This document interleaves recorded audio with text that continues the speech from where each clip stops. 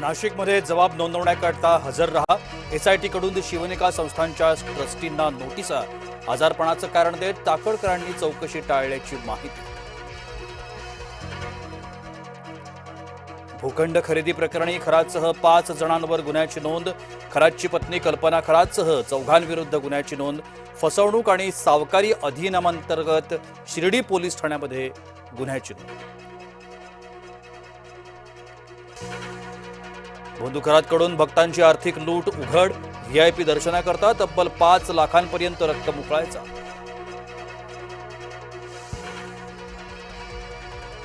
एकनाथ शिंदे पक्षातील काही नेत्यांवर नाराज. सूत्रांची माहिती.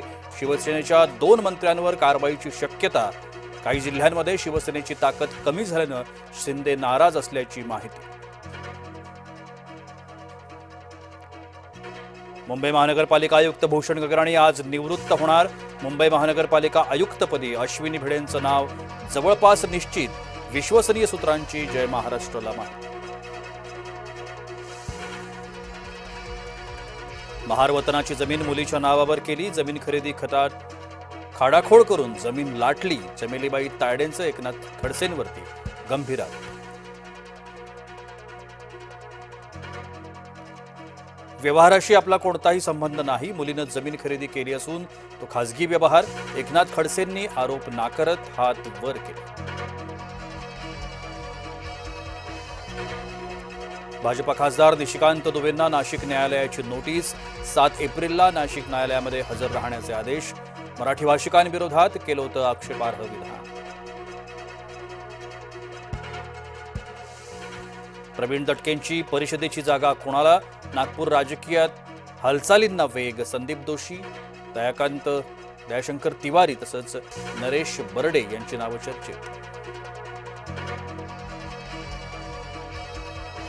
आसाम विधानसभा निवडणुकीचा मुख्यमंत्री फडणवीस करणार प्रचार. मुख्यमंत्री देवेंद्र फडणवीस घेणार 2 ते 3 सभा.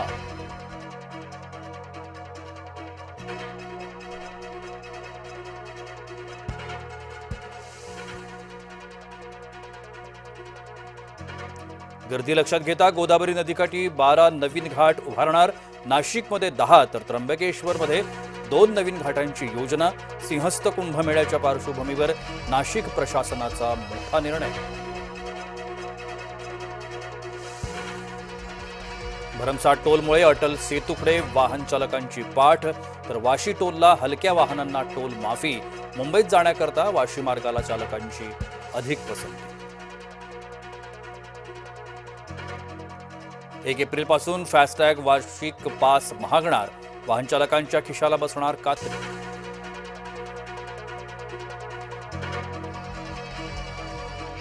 राज्यात आणखी एका भोंदूबाबाचा पर्दाफाश. अंगात आल्याचा बनाव करून गोरगरिबांना लुटायचा. नांदेडच्या बिलोली पोलिसांनी घेतलं ताब्यात.